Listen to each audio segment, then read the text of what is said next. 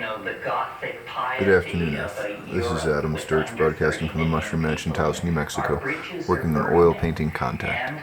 Alright, yesterday I did a little more with her face, got it tightened up a little bit, and now I've got a lot of middle and foreground elements, so I would like a little distance over here on the side. So I've lined out a horizon line and a cloud line to go under the existing clouds and to cut the horizon to give that side a little more of an expansive vibe. So we've got some lake blue to cut the horizon of the ocean, and then some white and yellow for the cloud that's kind of stretched along here. And then I will take the shadow yellow of that cloud and make that the highlight yellow of the middle ground clouds up here under the fish and behind the fish. And then perhaps mix up a different yellow for the shadows of the foremost clouds behind the fish. But one thing at a time. The apocalyptic intuition that informs our religions and our dreams is because ahead of us in time, and now not that far ahead of us in time, is something which, taking a page from the mathematical concern called dynamics, we can call an attractor. The attractor lies ahead of us in time. Universal process is not driven by a downward cascade of Cartesian casuistry. That's the scientific notion, and it leads to a universe of entropy and heat death millions of years in the future. But what we see around us is a continuing and accelerating complexification as human beings, machines, ecosystems, the solar system itself is beginning to knit itself into a tighter and tighter organization. I believe that alchemy provides the best metaphors for understanding this. Nature is the great alchemist par excellence, and we, as its minions, through history, are accelerating the condensation of being toward the unimaginable. So that in my system, my way of thinking, there's ultimately a symmetry break with ordinary history. And I call it all kinds of different things, but here this morning, the transcendent other. The transcendent other casts an enormous shadow across the lower dimensional landscape of time. The stirring of the earliest life forms in the Devonian seas caught the call, and every step that has been taken since then has been ever quicker toward the transcendental other. It beckons us, and history is haunted by this thing. History is the shockwave of eschatology. History is a process that lasts, let's be generous, 25,000 years. The wink of an eye in geological time. And in that 25,000 years, religious systems rise and fall, governmental systems, teachers come and go, and there is a sense of being caught in a whirlpool that is spinning us toward fusion with the unimaginable. And this is why the skies of Earth are haunted by flying saucers. They aren't coming from other solar systems. They are scintillas. Remember this alchemical term, sparks. They are scintillas being thrown off from the alchemical quintessence which lies like a great attractor at the end of time. And the purpose of science and technique and electronic media and information transfer and all of this stuff is to knit us together, to dissolve our boundaries and to bring us to a point of singularity where language fails, where we lean over meaning's edge and feel the dizziness of things unsaid. And this lies now, I believe, within our lifetimes, within the lifetime of most of us.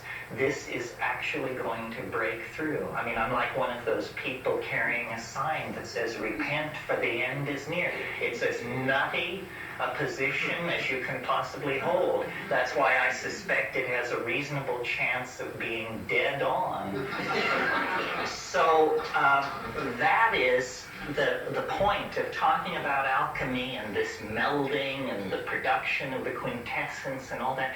It is because we are a gnat's eyelash away from a full confrontation with the transcendent other. Our dreams are haunted by it. Our reveries are filled with it. If we take a psychedelic drug, it's revealed before us in all its splendor. This is the force that is pulling us inexorably toward completion. I remember once in a psilocybin trance, I expressed concern about the state of the world, and the nous spoke, the logo spoke, and it said, "No big deal. This is what it's like when a species prepares to depart for the stars. This is we are in the birth canal of a planetary birthing." And as you know, if you come upon a birth in progress, you would never dream that this is the culmination of a natural process. It looks like a catastrophe of some sort. There is moaning and groaning and screaming and thrashing, and blood is being shed, and there is a feeling of the walls are closing in. And yet it is scripted into each of us as a microcosmic reflection of the completion of human history. And not only human history, because we are simply the hands and eyes of all life, all process on this planet. The Gnostics believe that the earth is like an egg, and that a moment will come when the egg must be split asunder. I love to quote the Grateful Dead. You can't go back and you can't stand still. If the thunder don't get you, then the lightning will. That is what we are being funneled toward. That is the message of alchemy. That is the quintessence and perfection of the human enterprise, the biological enterprise. I like to recall the Irish toast, "May you be alive at the end of the world." And we have a real crack at it. It's not a pessimistic vision. It's the most optimistic vision that one can suppose. And I think that's where I'd like to leave it this morning.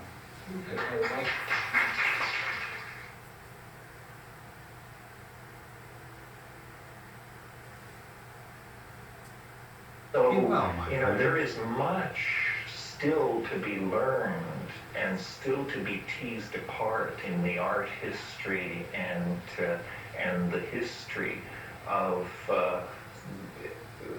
heterodox thinking in Europe, of which alchemy then is seen to be one facet of a faceted gem that includes the Brotherhood of the Free Spirit, early Freemasonry, Catharites,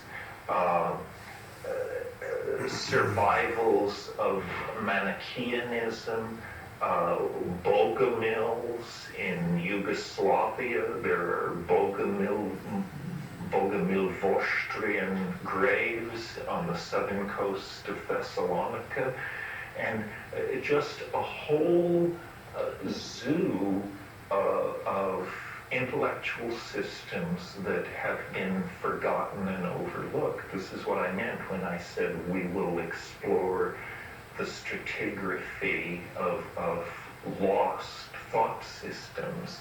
And in some cases, we possess quite complete skeletons.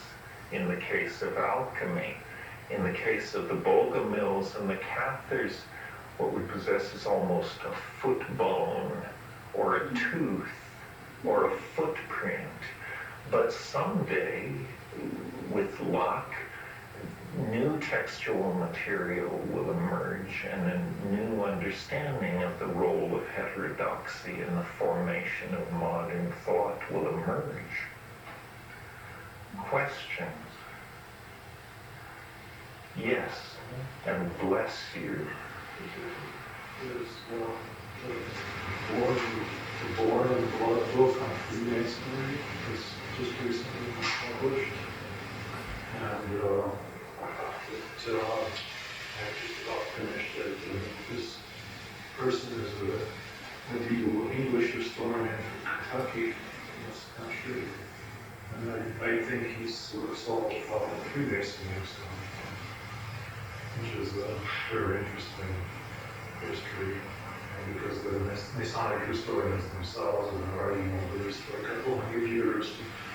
So it's strange that the Zornish manuscript should be all of a sudden, the last couple of years, sort of resolved, and then it seems that this Freemasonry thing is also. Yes, you make an interesting point. John Glaubus brought me an article yesterday. We're all tied up now in this Pluto return. I'm not an astrologer, but John brought me an article talking about how, I don't know whether it was the last time or the time before last that the Pluto return occurred, is precisely the 1490s, the period that we're talking about when the Corpus Hermeticum was translated. And we are now in a period that is astrologically exactly equivalent to that period, and the Vonich manuscript appears to have been deciphered. I mean, I'm willing to accept it. You mentioned this revelation of the true nature of Freemasonry. And of course, what is going on at the moment that is askew of our subject, but tremendously exciting and relevant to the idea of lost knowledge coming to light, is that this is the golden moment in Mayan studies. It is happening right now, day by day, hour by hour, minute by minute. The logjam has been broken.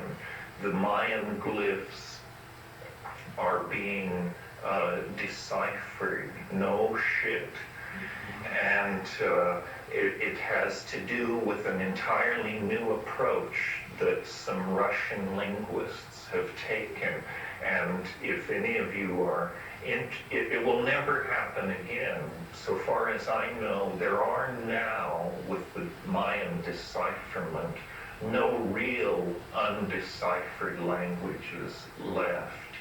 The Harappan script was deciphered a few years ago, but really it wasn't that interesting because we only possessed something like 6,000 characters in Harappan. But the literature of the Maya, when you take not only the hieroglyphic, the stone texts, but when you add in the ceramic texts, why, we have a lot of Mayan material, and it is being deciphered at a furious rate. If you're interested in this, Linda Scheel has written a book called A Forest of Kings. And how I do envy this woman, because what she is doing is writing the first history of the Maya in 1,000 years.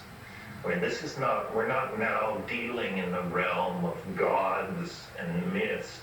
We're dealing with stuff like, on the 14th of May, 642, an army from El Caracol met an army from Tikal and triumphed and deposed 3 Flint and placed on the throne. It's this kind of stuff.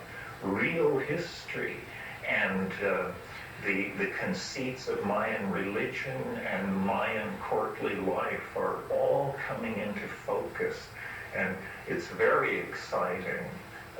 It's all these people who have tried to make the Maya into some kind of Atlantean civilization should be running for cover at this point, because the picture that emerges is not as pretty as we might wish, but hey, know the truth and the truth shall set you free. I would choose truth over illusion anytime, no matter how damaging it might be to somebody's conceptions of these things.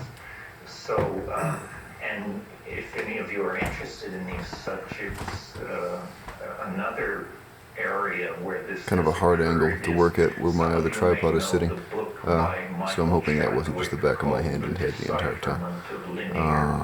But that gets that cloud pretty knocked out.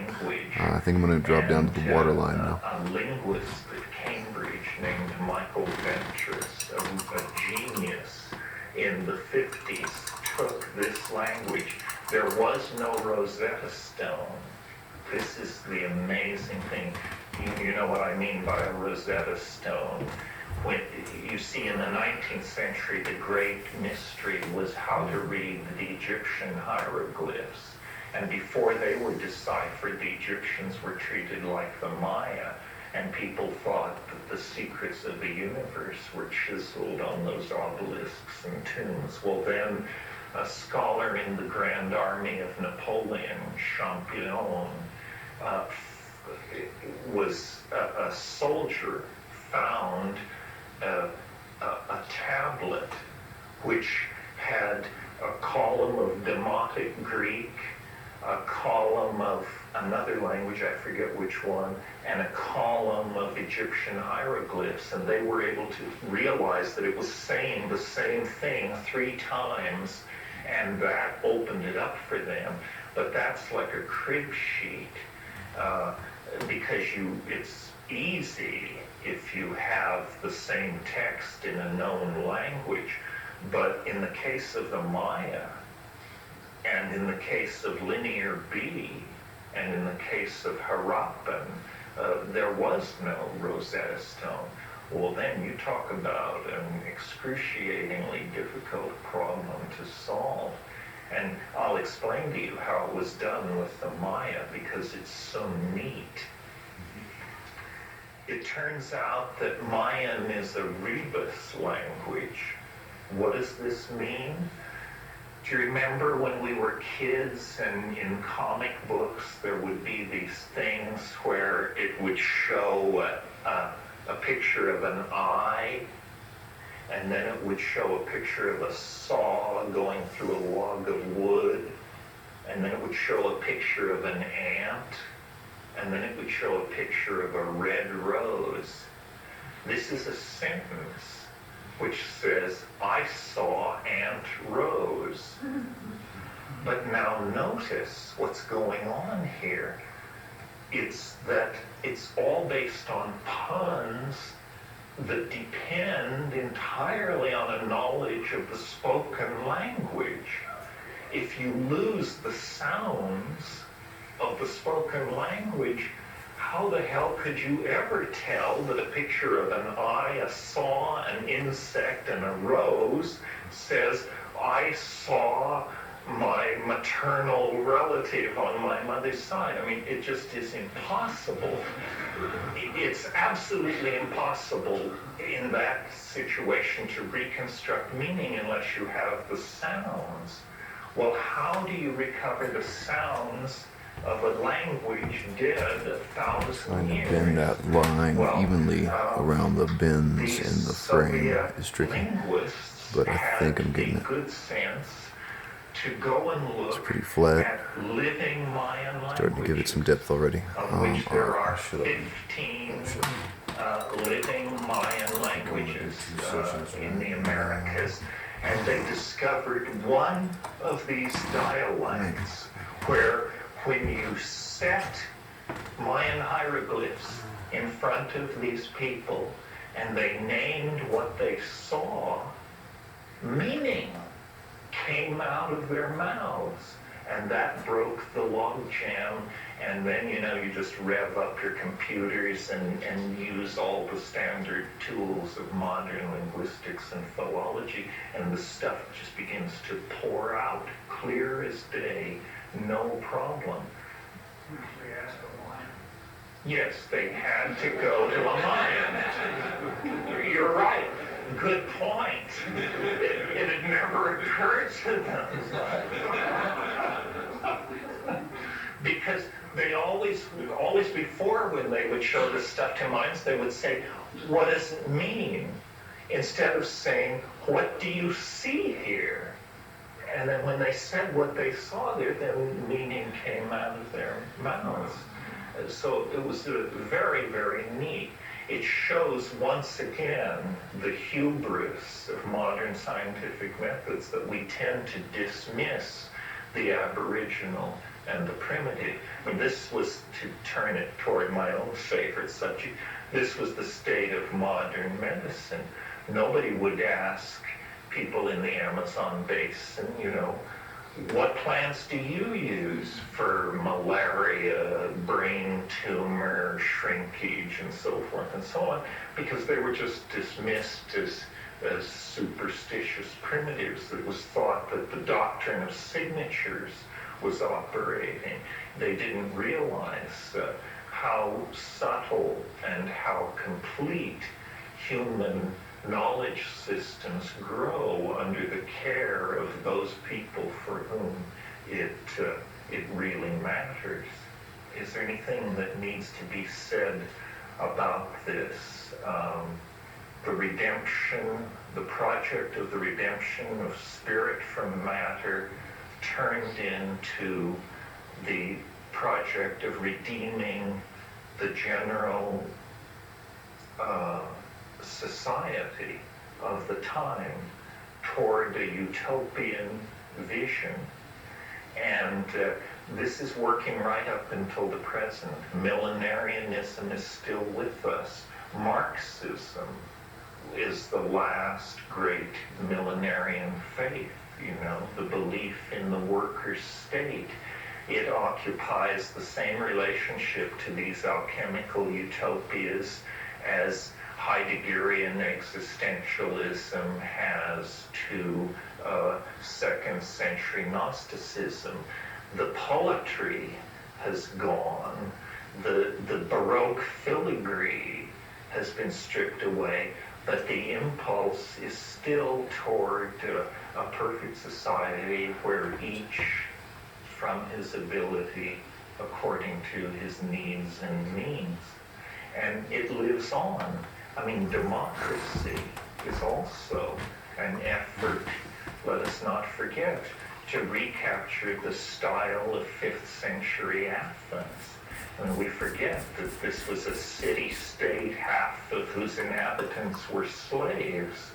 And yet we are so under the spell of the utopian dream that we continue, and not without import and reason, I think, to try to labor toward a just and decent world where the lion lies down with the lamb.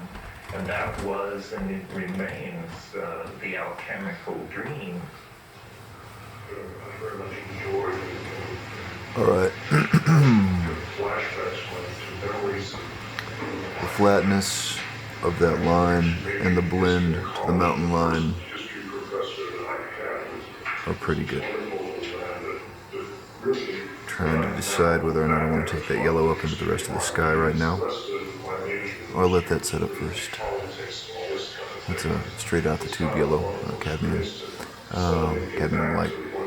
Turn on about history, gets me turned on and opens my mind again, and to looking at some of these thoughts, some of these things that I've forgotten. All right, I think I'm going to do a second take and reframe the camera for those other clouds. At least raise the tripod a bit. So take 2 coming up. Okay, take two, moving up to the cloud under the lower portion of the fish, and then the cloud behind this cloud, behind the fish, and then perhaps the foremost clouds as well. But first things first, the real.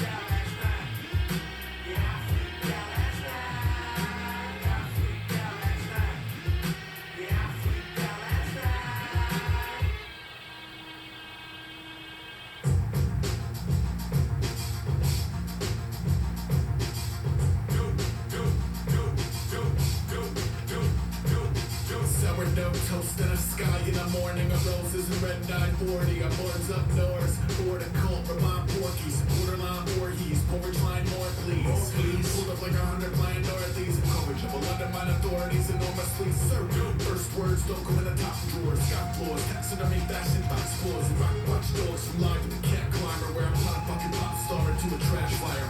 Pearls and clutch, pipes fall from the wells and bystanding witnesses enthralled in the moment. It's a man ran ragged and playing lambasted. Break heart, I trip the narc, fantastic and often. Outside, ollie golly gometers blow. Copy, it's gotta be some impossible joke.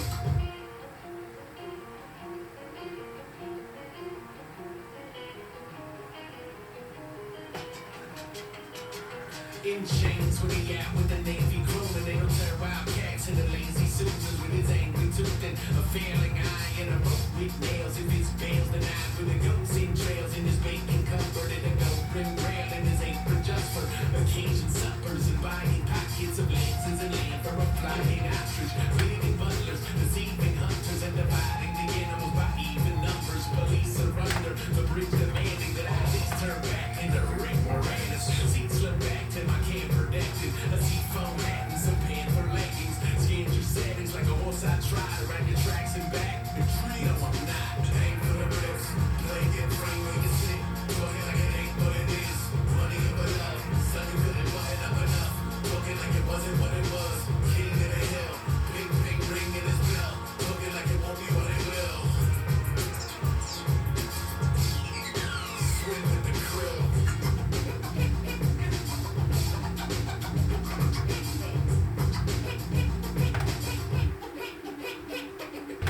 Ice on slinkies, acid wash denim over iron on Springsteen. Pirates don't pick teams, pick a bang and a prayer and a pumped grape sheet. Talk turkey over 9 days old split pea. This cold kid to code the clandestine. Intel sold to the man with the excise. Sex symbols, pants pulled chest side. Take one his glasses, breath like a dead guy. H to the MM, feet to the minnows. You know that he's a go and I'm leaving with Rizzo.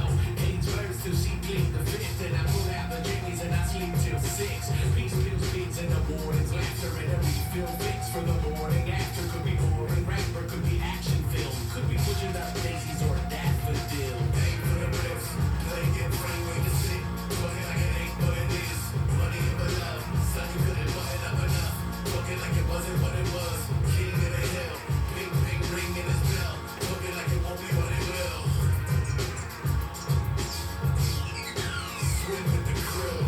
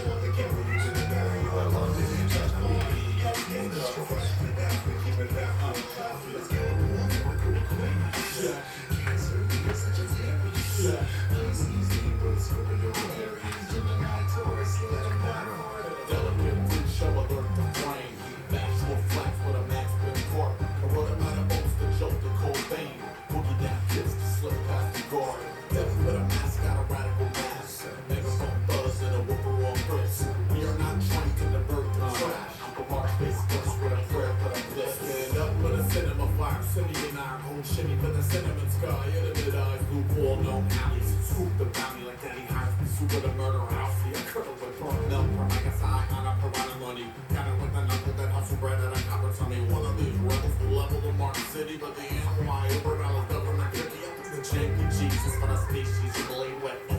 Soldier poke the bone floor, jump guns through the ninth gate. Jump guns like I know 6 burner lit up on the ninth pace. Even set up on a portion that forms at a blind stage. Never worried about a formal watching them pour their wine sage. We down to the dust of mustard, but I'm in the block. Loud by the public, ushered out the letterbox. Loud by the subject, punctured by the helicopter. When it's turning, the white's been rushing. Headaches, millennia, vomiting, facial paralysis. These are a few of my favorite venomous side effects. I'm up, water my pit, I was driving back. And I'm on the moon, slang over by the max. I attack rocks to the clapper. Aesop rock is the Cadillac, a natural disaster. Push that button, everybody gotta push something. Snotty envelope is where it was, and I'll work with the builders. Riddle my gorilla military and Brazil through the Michelin filters. Lamps black for the taco. Have a big fit, that inch in a bottle. 100 million motherfuckers with their hands out. There's a walking zipper bomb trying to keep the man down. Get bit by the house. Get bit by the crowd.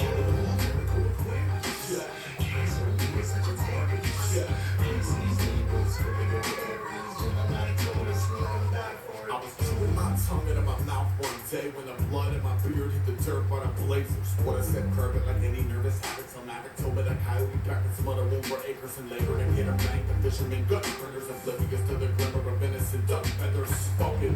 On a corner board bed, I'll be at the Bronx Zoo with a lockpick kid. On a check my cockpit bench, how the cop click. Nazi cops from kamikaze bullies, flop shit, Roger. Hot beds killing rock monster. We have the time before we come for your water. Boom. That's when the church corrupts. When the mayor knuckle dust city work corrupts. When the sauce in your face like our throat and stuff. You'll see the fire engine red box. Just perk up. Metal pedal and settling trouble. House settle the trembling. Measuring mellow on the levitate open mezzanine. Never seen a ton of bricks pressing clean dapper till it's pin stricken still chunk 40 stories after. You can say when a ketamine disaster came for stress. Right. The formula you wanna press now. Part of me, hard of an eyeball. But damn, cool white fucking yacht dog. Permanently alienated and bent. Awkward by the what prep package. Just like a doctor sprays where the paranoid high tools. Proper like suspicious cargo in a high school locker. And it looks like war. Wax like war. So it's Occam's razor and a sways at the door. 100 million motherfuckers holding it back. The hand cannons won't ask about your zodiac, boy. Get bit by the house. Get bit by the crowd.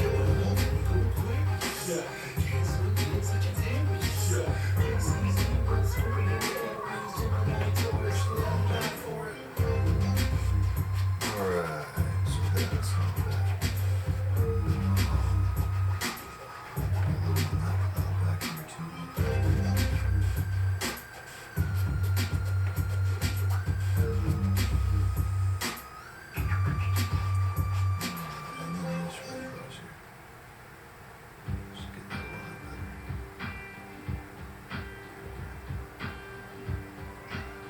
Baby's a cat. Oh no, you're gonna die right now? I'll resuscitate you when it's time to eat.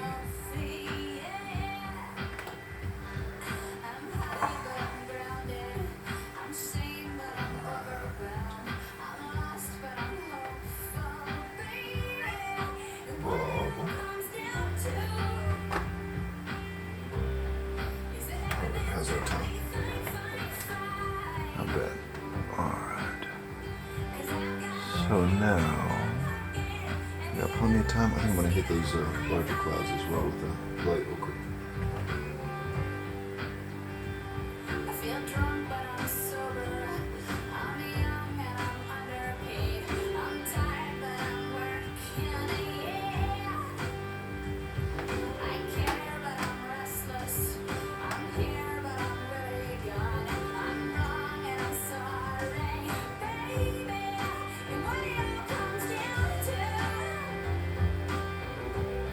Is that everything's gonna be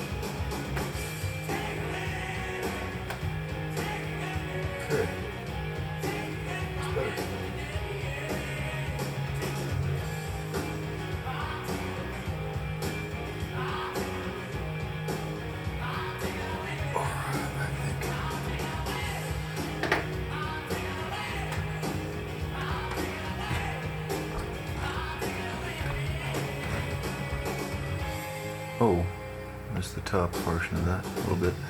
But anyway, that's better.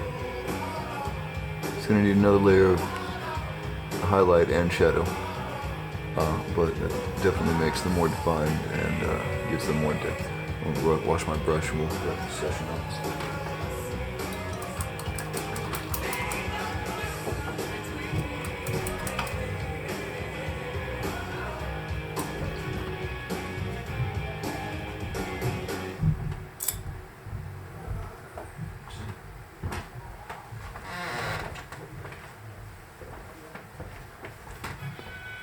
All right. Apparently I talk really funny. See, your R is funny. We talk like Dan Rather is supposed to talk. People that do news keep trying to speak like we do. All right. A few minutes left on the memory clip. I guess I'll take the camera over here. A little better view of what we were doing in case that was an hour of the back of my head, which sometimes happens. I try to aim the camera as best as I can given the circumstances of my studio space, but sometimes it's almost unavoidable to get the back of my noggin in there for a considerable amount of time. So anyway, that gives a little more depth to the clouds, nice flat horizon there, and gives some distance to this scene over here on the right side. But that's it for the moment, I think. Thanks for watching. That's Adam Sturch broadcasting from the Mushroom Mansion Taos, New Mexico, working on oil painting contact. Have a good day, Earth.